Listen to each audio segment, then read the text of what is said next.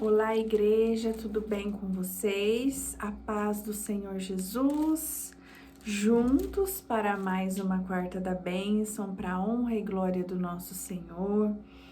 E hoje eu quero falar sobre a maneira de agir dos cristãos, tá?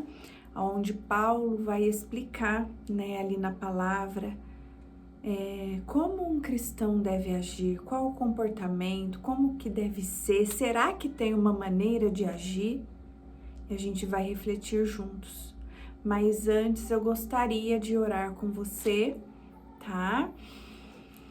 Para convidar a presença do Espírito Santo, para usar a minha vida, para estar aí com vocês. Amém?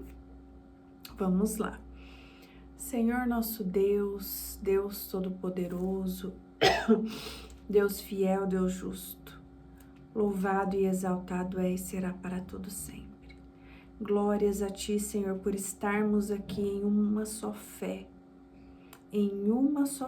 ó Pai, no nosso único e suficiente Salvador, para mais uma quarta da bênção, dia 24, Senhor, 24 de dezembro de 2025. Eis-me aqui, usa minha vida como ferramenta viva em suas mãos. Fala com seu povo, fala com a sua igreja, desperta a sua igreja, direciona o seu povo, Pai. É o que nós te pedimos, Senhor, e te agradecemos.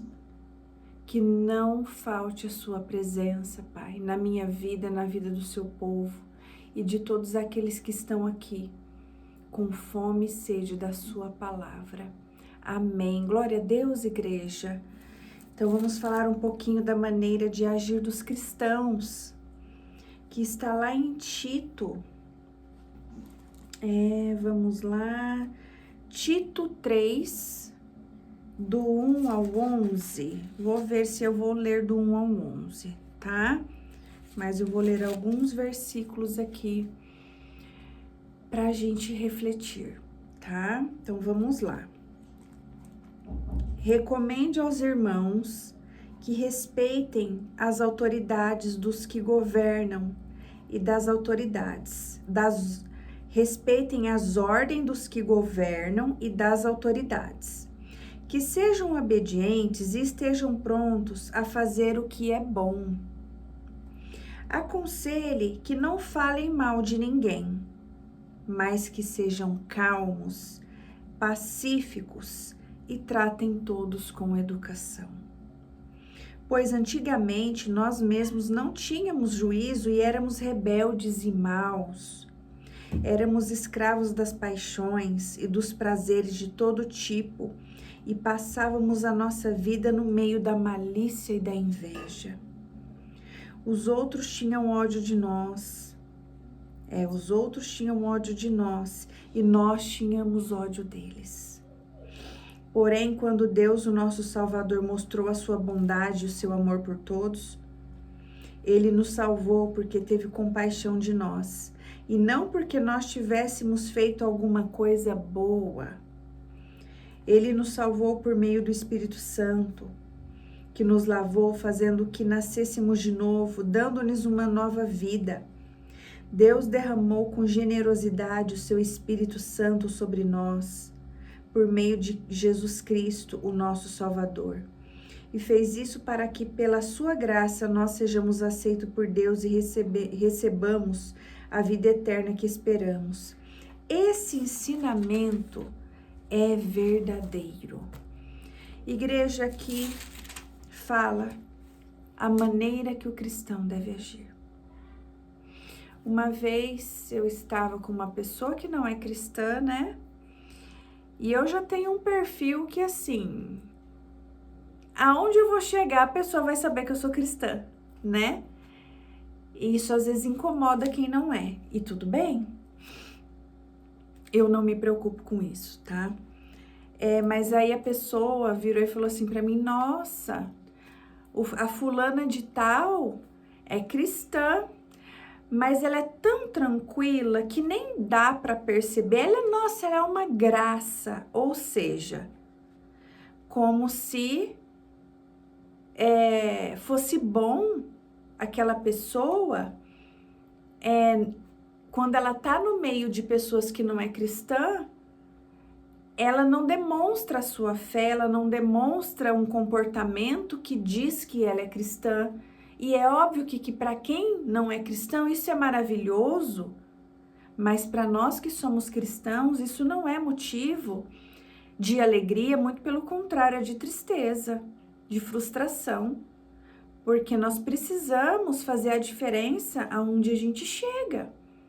Não é afrontar ninguém, né? Mas nós somos luz, nós precisamos ser o sal da terra, fazer a diferença. E de que adianta eu chegar num ambiente e nem parecer que eu sou cristã? Então, sim, né, o nosso comportamento, postura, testemunho, linguajar, a maneira que a gente fala, que a gente trata o outro, mesmo quando somos maltratados, né? Faz a diferença. A maneira da gente não negar a nossa fé, de dar paz do Senhor, se naquele ambiente, aonde eu chegar, mesmo que não é da minha igreja, se eu sei que aquela pessoa é cristã, a paz do Senhor, irmã. A paz do Senhor, irmã. Eu não tenho que ser cristã ou agir, né, como cristã somente na igreja, somente no meio dos irmãos ali da onde eu congrego, não, igreja. Nós somos irmãos em Cristo Jesus, você está aqui comigo, né? Se você é cristão, nós somos irmãos, certo?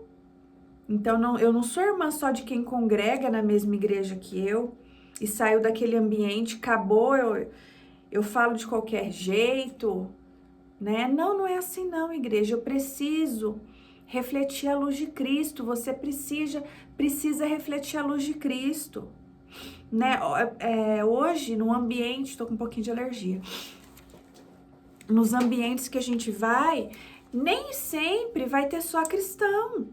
E nós precisamos resplandecer a luz de Cristo ali.